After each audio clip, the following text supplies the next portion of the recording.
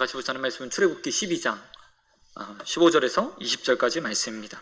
출애굽기 12장 15절에서 20절까지의 말씀입니다.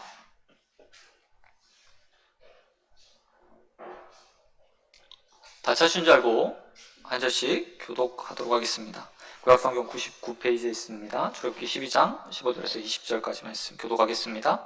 너희는 이래 동안 무교병을 먹을지니 그 첫날에 누룩을 너희 집에서 제하라.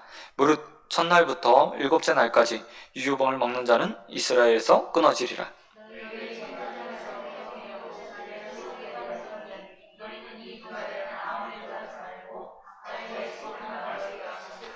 너희는 무교절을 지키라. 이날에 내가 너희의 군대를 애굽 땅에서 인도하여 내었음이니라. 그러므로 너희가 영원한 규례로 삼아 대대로 이날을 지킬지니라.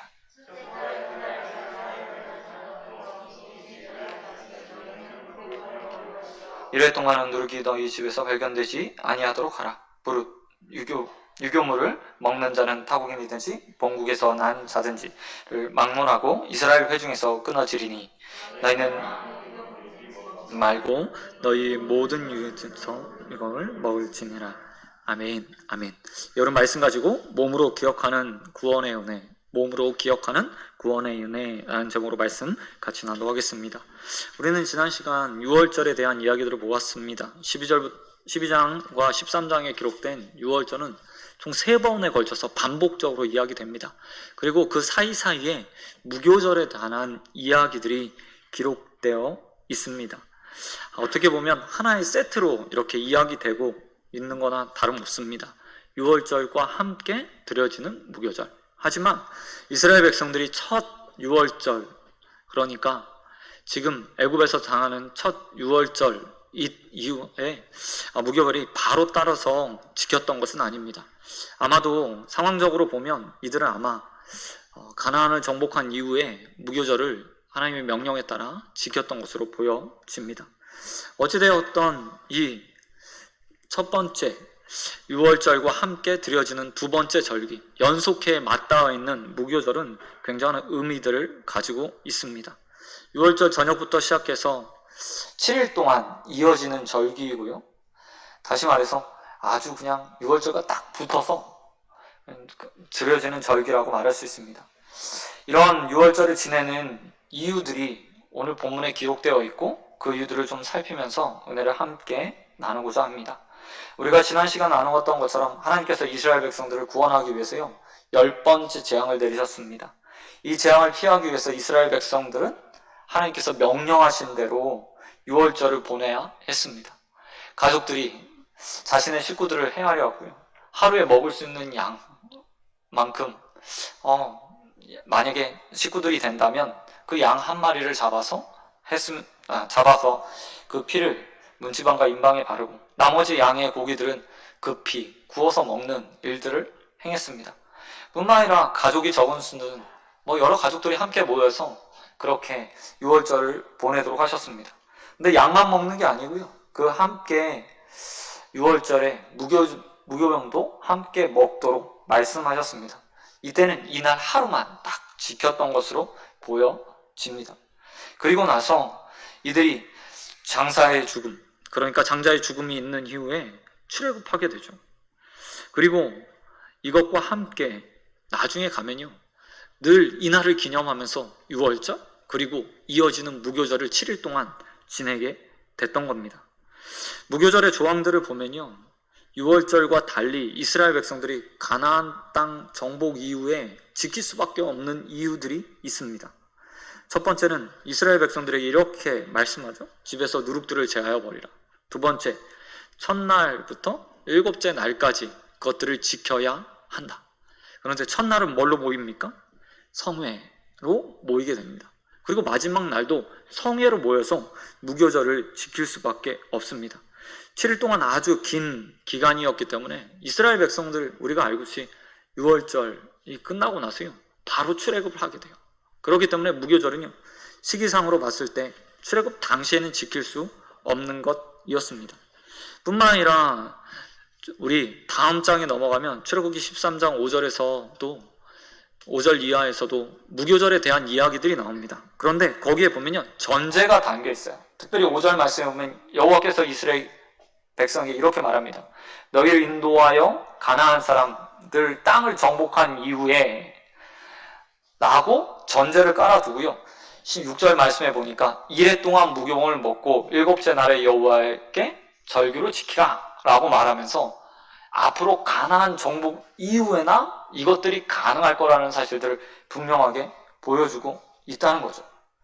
그런데 여기서요, 한 가지 좀 생각해 볼 것이 있어요. 뭐냐면 바로 이런 거죠. 왜 지금 당장 지키지 않아도 되는 절기를 하나님께서 굳이 6월절을 앞두고 이야기하고 있는가 하는 겁니다. 6월절은 이스라엘 백성들에게 굉장히 중요한 날입니다. 그들의 민족이 세워지는 날이기도 하고요. 그들이 이제 노예 생활을 청산하고 자유인이 되는 날이기도 합니다. 그런데 그에 이어서요, 무교절을 하나님께서 먼저 말씀하고 계세요. 가나안 정복까지 그들이 얼마나 많은 시간이 필요하죠. 성경에 나와 있는 그대로 따신다면 그들에겐 아직 40년이라는 길을 더 가야 됩니다. 그건 결과론적 이야기고요. 아무리 빨리 가도 7일 이상 걸린다고 하니까 가나안 정복하는데 최소 몇 년은 걸리지 않겠습니까? 여호수아 정복 전쟁이 완성되기까지 큰 성들을 점령하는데 3년 이상 걸렸으니까 그것 생각하면 가나안 정복 이후에나 드릴 수 있는 건 아주 먼 이야기인 거예요. 그때 가서 하나님께서 6월절 이렇게 지냈지, 이것 무교절도 함께 지내 라고 말씀하셔도 되는데 굳이 하나님께서 무교절을 이야기하면서 말씀하고 계신 거예요. 그리고 나서 한 말씀을 더 붙이셨죠. 오늘 본문에서 나타나고 있지만 13장 5절에서 분명하게 하나님께서요, 그들에게 기대할 수 있는 말씀을 전해주는 거예요. 지금은 아니지만 앞으로 너희가 이런 절기를 지키게 될 거다. 특별히 무교절에 관한 말씀을 주시면서 소망하고 꿈꿀 수 있도록 해주시는 겁니다. 5절 말씀에 보면 가나안 족속들 이름들이 하나하나 연결되고 있어요. 그리고 나서 맨 마지막에 보면 그 젖과 꿀이 흐르는 땅에서, 그곳에서 너희가 그날을 기억하며 무교절을 지키게 될 것이다. 지켜야 한다 라고 말씀해 주는 거죠. 확신을 주고자 하는 하나님의 마음이요, 이 가운데 담겨 있는 겁니다. 단순히 그냥 애굽을 훌쩍 탈출해서 방황하다가 아니면 어디에 정착하지 못한 채 그냥 자유롭게 살다가 인생을 마감하는 것이 아니라 하나님께서 그들의 조상에게 주셨던 약속의 땅을 온전하게 차지할 거라는 기대를 출애굽 이전에 먼저 주시는 거예요. 분명한 목표와 방향성이 생겼던 그들의 마음 가운데 가나안 정복에 대한 꿈들을 꾸면서요, 그들은 기쁨과 즐거움으로 단순히 그냥 노예에서 해방됐다라는 것이 아니라 목적지를 분명하게 보고 나아갈 수 있도록 하나님께서 말씀의 길들을 열어주시는 거죠. 이런 하나님의 방식이요, 지금도 저는 여전히 유효하다고 생각합니다. 특별히 우리 인생의 종착점에 대해서요, 성경은 분명하게 말해주고 있죠. 사실 이스라엘 백성들이 이 하나님의 말씀을 들었을 때 어떤 생각을 했을까요? 보이지 않는 그곳, 아직 정복하지 않은 것들에 대해 이었기 때문에 그들에게는 먼 말씀처럼 느껴졌을지도 모르겠어요. 하지만 그 중에 많은 사람들은 눈으로 보았잖아요. 하나님의 말씀이 어떻게 실현되는지, 하나님의 말씀이 어떤 능력으로 애굽의 신들 하나하나를 무너뜨리고 있는지, 그리고 파라오를 굴복시키고 있는지요, 눈으로 계속 보면서요, 하나님 말씀이 이루어진다는 사실들을 경험했어요. 그리고 또 다른 희망의 말씀이 모세를 통해서 이스라엘 백성들에게 증거된 거죠. 야, 너희 앞으로 6월절뿐만 아니라 무교절도 지키게 될 거다. 그런데 어디서? 약속의 땅 가나안에서. 그리고 그들 가운데 많은 사람들이 꿈꿨을 거예요. 야, 이 능력을 베푸셨던 하나님께서, 우리를 그 능력으로 출애굽시키신 그 하나님께서 이제 가나안 땅도 품을 수 있도록 해주시는구나. 그리고 그곳에 정착해서 우리는 몇 날이 못 돼서 우리의 출애굽한 날들을 기념하고, 또한 하나님께서 우리에게 베푸신 은혜들을 생각하면서 무교절 또한 지키게 되겠구나 라는 꿈을 꾸게 된 겁니다. 그 꿈이요, 우리도 꾸고 있어요. 그 꿈을. 그냥 단순히 우리는 이 땅에 살아가면서 이스라엘 백성이 얻었던 가나안 땅, 눈에 보이는 그 땅 정도가 아니라요. 이 땅에 완성될 하나님의 나라에 대한 꿈들을 꾸고 있죠. 약속으로 하나님께서 우리에게 분명하게 주시지 않았습니까? 요한계시록에 있는 말씀들이. 이 땅에 하나님 나라가 임하게 되면 주님께서 다시 성군 천사를 이끌고 이 땅에 왕으로 재림하시게 되면 이루어질 하나님 나라의 모습들을 분명하게 보여주시면서요. 아픔도 고통도 눈물도 없는 곳, 죽음도 없는 곳이라고 말씀하시고, 또한 완전한 왕이 우리를 통치하여서 이 세상 어떤 군주들과 비교할 수 없는 우리 예수님께서, 우리 하나님께서 우리의 왕이 되어주신다고 분명하게 말씀해 주고 있는 거죠.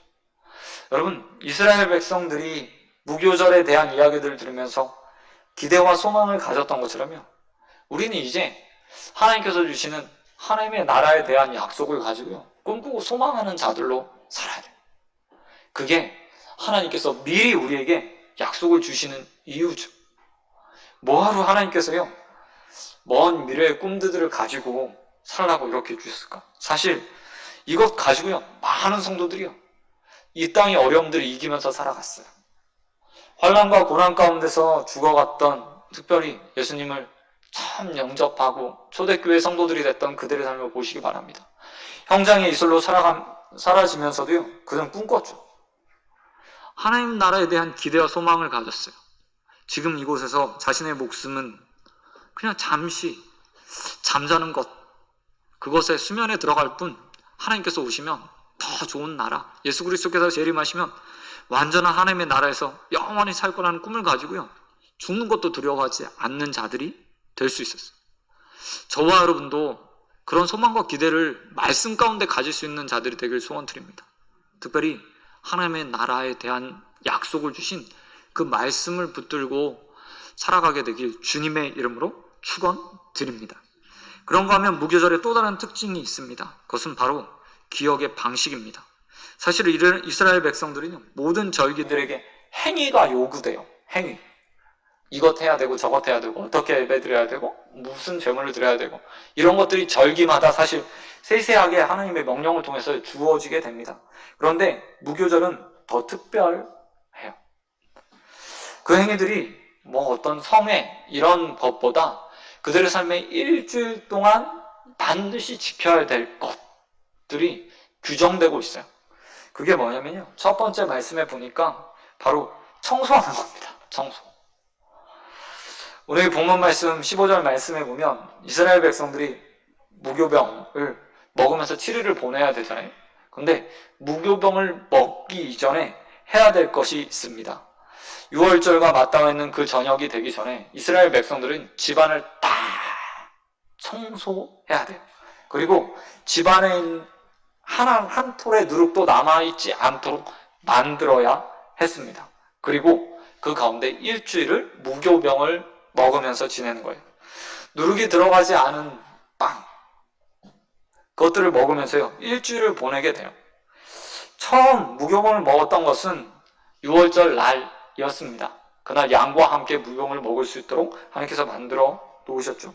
그 안에도 의미가 있지만요, 어쨌든 그들은 이 무교절을 지내면서 청소하고 7일 동안 온전한 무교병을 먹으면서 지내야 했습니다. 그리고 첫날에는 하나님 앞에 예배드리고 마지막 날도 함께 모여서 하나님 앞에 예배를 드렸습니다. 심지어는 이 첫날 청소하는 것들을 지키기 위해서요, 예수님 당시의 문헌들을 보면 6월절이나 무교절이 되기 전에 며칠 동안 청소를 해요. 단 한 톨의 누룩도 자신의 집에서 허락할 수 없는 거예요. 혹여나 빵이 주식이었기 때문에 빵을 만들다가 집안에 있던 누룩이 발에 묻어서, 아니면 발에 의해서 날리거나, 아니면 손동작에 의해서 날려서 빵에 들어가는 것 자체도 허락할 수 없어서요, 철저하게 청소를 하는 거예요. 옷도 다 빠릅니다. 뿐만 아니라 유대인들은 이웃을 맞이하고 이웃을 대접하는 것들을 굉장히 좋아했거든요. 근데 이때는요, 무교절을 앞두고 나선, 6월절을 앞두고 나선 어떤 사람도 그 집에 출입하지 못하도록 철저하게 누룩의 침입을 막는 것들을 볼 수 있습니다. 그만큼요 철저하게 그들은 누룩이라는 것들이 제어지도록 만들었죠. 이렇게 집착했던 이유가 15절과 19절에 기록되어 있어요. 그 이유는 다른 것이 아니라 누룩이 들어간 빵을 먹으면, 이때 누룩이 들어간 빵을 먹으면 그들이 회중 중에서 끊어지게 될 거라는 하나님의 경고의 메시지 때문이었죠. 하지만 단순히 이렇게 무교절이 행위의 강조만 두는 것은 아닙니다. 이렇게 하셨던 이유는 그들이 그 모든 것들을 몸으로 체득하고 기억할 수 있도록 만들기 위함이었어요. 사실 앞에 말씀드렸듯이 이 무교절을 지키는 사람들은요, 출애굽했던 당시의 사람들, 그 당시에 처음에 지키진 않았습니다. 이후의 사람들이 지키게 돼요. 이스라엘 백성들로 치면 어쩌면 거의 대부분의 사람들은 출애굽 가운데 아주 어렸던 사람들이요, 가나안을 정복하기 나서 이것들을 지키게 돼요. 아니면 광야에서 태어났던 출애굽을 경험하지 못했던 자들이 이 무교절을 지키게 되는 겁니다.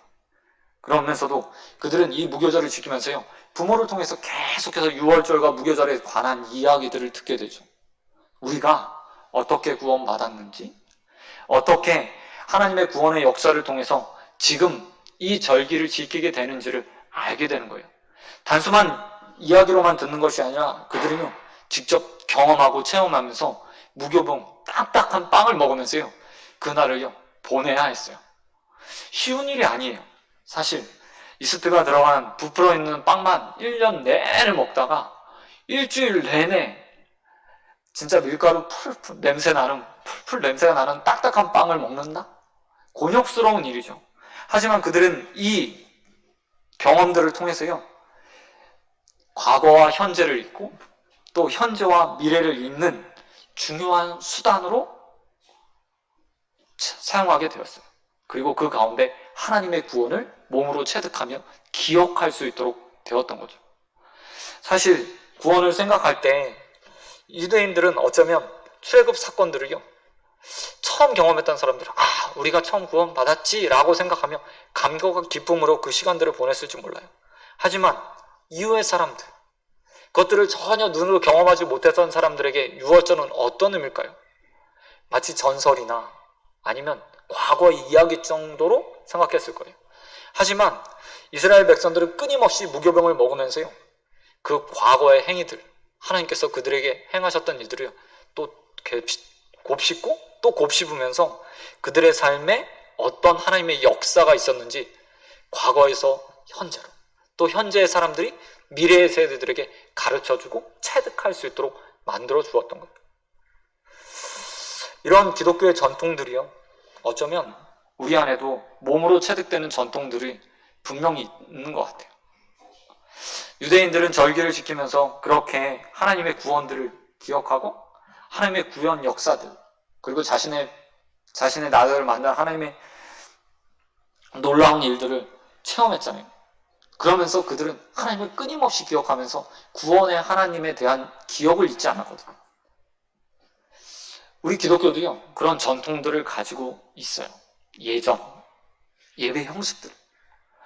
과거에는 일어났다 앉았다, 찬양을 몇 번 드리고 어떤 찬양을 드려야 되고 앞에 낭독은 하나님의 말씀 몇 번 낭독돼야 되고 이런 것들이 다 정해져 있었어요. 그리고 그 예전 안에서 계속해서 예배를 드리면서 무엇인가 기억했죠.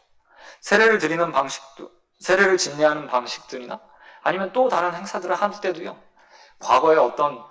과거에는요, 그것 하나하나 행하는 것에 대한 소중함들을 가지고요, 그것 하나 지키기 위해서 많은 노력들을 했어요. 저도 어릴 때 기억들을 보면 예배 드리는 과정 가운데서, 아니면 예배를 준비하는 과정 가운데서 이 강대상 하나 올라오는 것들, 굉장히 어렵게 올라오시는 어른들의 모습들을 보고 자랐거든요.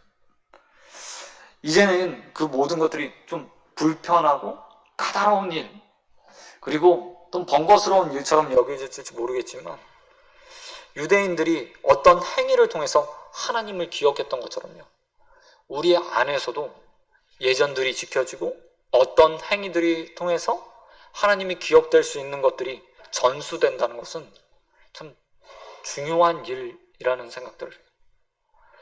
우리 기독교를 향해서 체험의 종교라고 말하지 않습니까?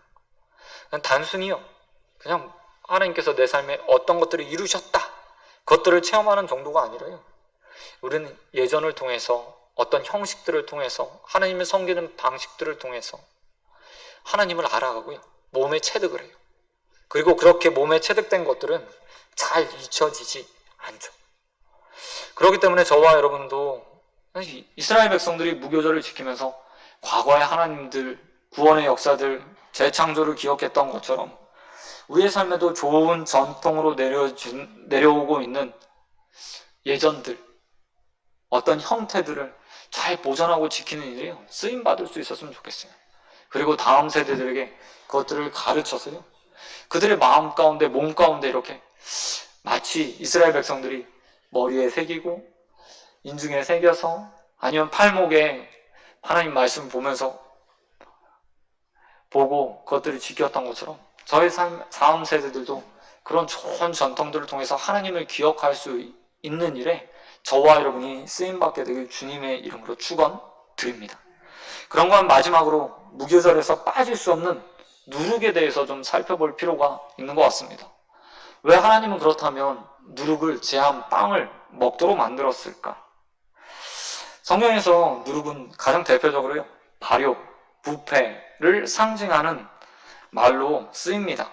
그런 의미로 예수님께서도 신약에서 여러 군데에서 바리새인들이나 서기관들을 책망할 때 누룩이라는 표현들을 통해서 사용하셨어요. 그런데 그런 부정적인 의미만 있는 게 아니라요, 긍정적인 의미도 있어요. 하나님 나라를 비유할 때 예수님께서 누룩에 비유하시죠. 가루 서말 가운데 들어간 누룩. 빨리 부푼다. 작은 양으로도 큰 것들을 부풀 수 있게 한다라는 의미, 긍정적인 의미도 있어요. 그렇다면 오늘 본문에서는 어떤 의미로 사용됐을까? 저는 이 두 가지 의미가 다 있다고 생각합니다. 전통적으로는 이 본문을 해석할 때 두 가지로 의미를 봐요. 첫 번째는 뭐냐면 시간적 의미가 담겨 있다. 두 번째는 부패의 의미가 담겨 있다. 시간적 의미를 살펴보면 바로 이런 거죠. 이스라엘 백성들이 처음 무교병을 먹을 때는 출애굽기 12장 8절에 나와 있을 때입니다. 이때 그들에게 필요한 것은 바로 시간과의 싸움이었어요. 그런데 빵했다, 밀가루에다 누룩을 넣는다, 이건 뭘 의미하죠? 시간의 기다림이 필요한 거예요. 이스트라는 이 누룩을요, 여러분 빵 같은 거 만들어 보셨는지 모르겠어요. 술빵, 이렇게 막걸리 발효액을 넣고 지나면 일정 시간이 필요해요. 비록 그 시간이요, 어떤 것들은 굉장히 짧기도 해요. 5분, 10분, 아니면 30분 내에 온도만 정확하게 맞춰주면요, 금방 부풀어요. 하지만 출애굽하는 이스라엘 백성에게 그 시간도 사실 아까운 거예요. 하나님께서 이스라엘 백성들을 구원하시기 위해서 지금 어떤 일들을 행하고 있죠? 6월절에 애굽에 태어난 첫째들 다 저 몰살시키고 있는 상황인 거예요.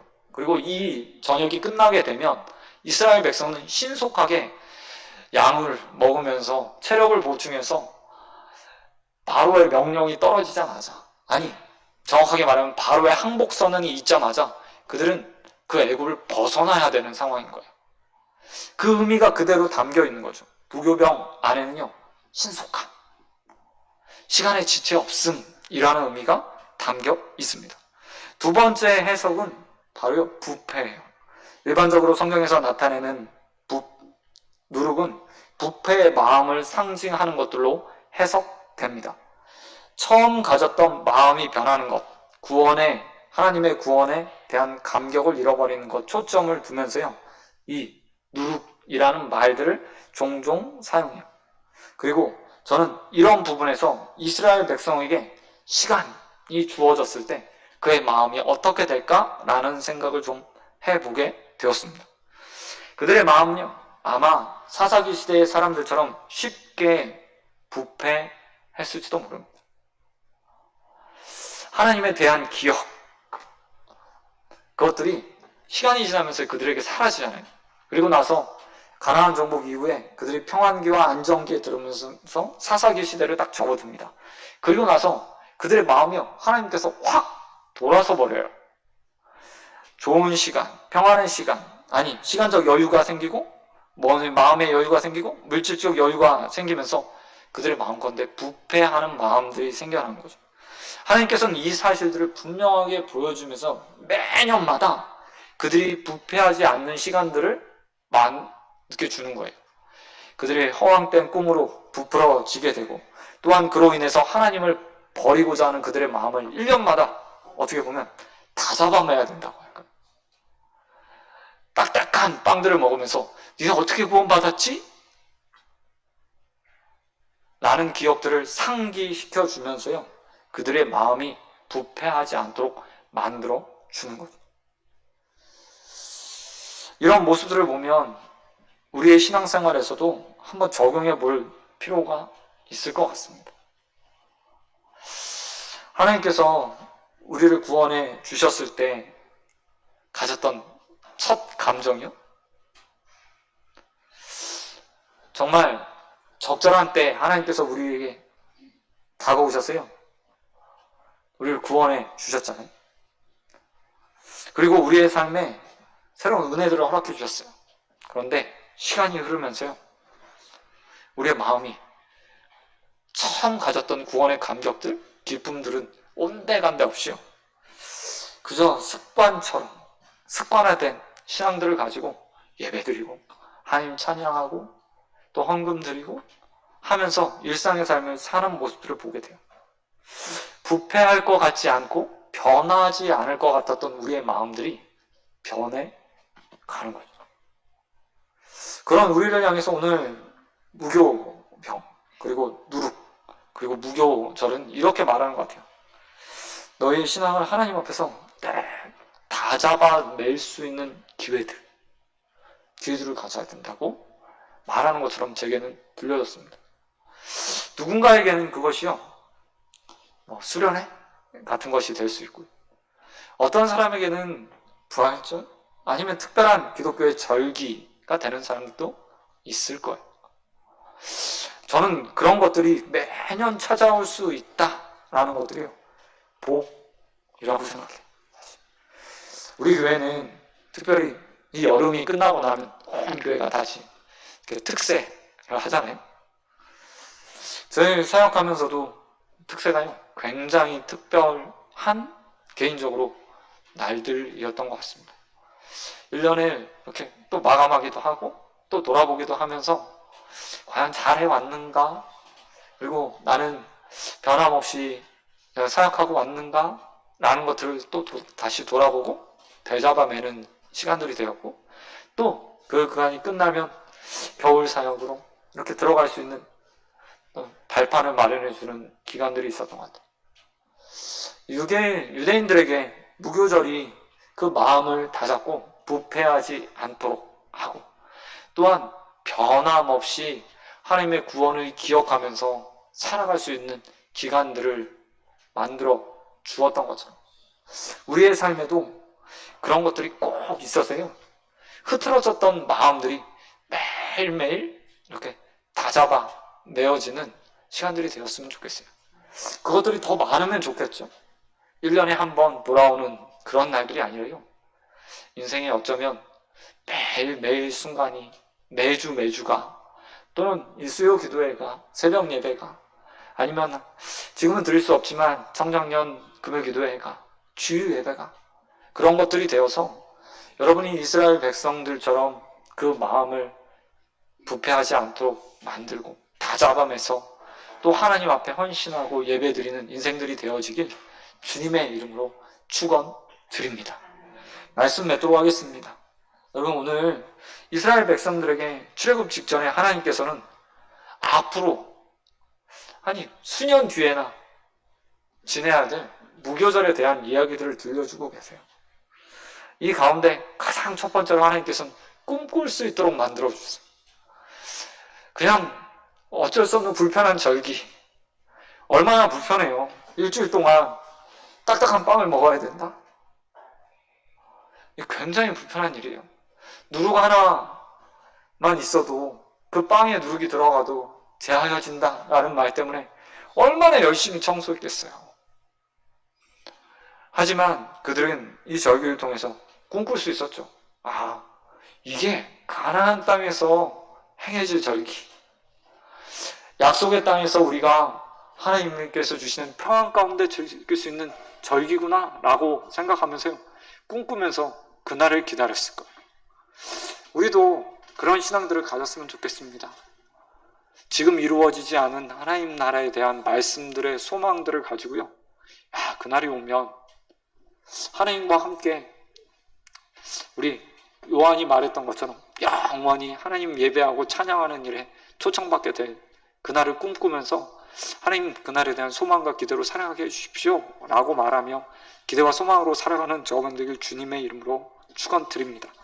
뿐만 아니라 여러분, 그 절기들 통해 가운데서 특별히 우리 예전들과 불편하게 느껴지는 이 예배의 번거스러운 여러 가지 들들이 있지만 그 가운데서도요, 우리의 마음이 또 하나님을 바라고 또 하나님을 예배하는 데 온전히 쓰임 받았으면 좋겠어요.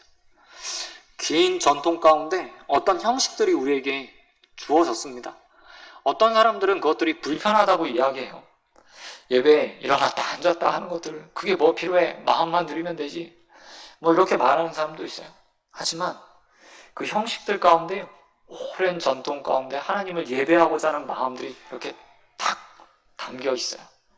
무교절도 그랬고 또 우리의 기독교 전통들도 그래요. 그것들 하나하나가요, 다음 세대에 전달되게 하는 것도 굉장히 중요한 일 같아요. 왜냐하면 신앙은 몸으로 배워지는 거거든요. 단순히 머리로 이해하는 것, 그것에서 그치는 것이 아니라 마음의 동기로 그렇게 하는 것이 아니라 모든 것들이 다 함께 배워지는 거예요. 지식으로 배우고 마음으로 받아들이고 또 몸에 대한 경건의 습관들과 예전들, 여러 가지 형식들을 통해서 하나님을 더더욱 알아갈 수 있도록 하나님께서 우리를 만들어 놓으셨어요. 그러기에 우리 교회 안에도 좋은 경건의 습관들이나 예배의 전통들이 다음 세대에 전해지는 건 너무나 중요한 일이죠. 그 일들에 여러분 함께 동력해 주시고요, 동참해 주셨으면 좋겠어요. 또한 기쁨과 즐거움으로 함께 참여해 주십시오. 그래서 우리 다음 세대들이 우리와 함께 좋은 습관들을 가지고 하나님을 예배할 수 있게 되길 주님의 이름으로 축원드립니다. 뿐만 아니라 여러분, 마음을 매일매일 하나님 앞에서 다잡아 낼 수 있는 여러분만의 무교절들을 좀 만드셨으면 좋겠습니다. 그것들이 1년에 한 번 돌아오는 일이 매주 돌아오던, 언제나 우리의 마음이 하나님 앞에 다잡아 맺어야 되지 않겠습니까?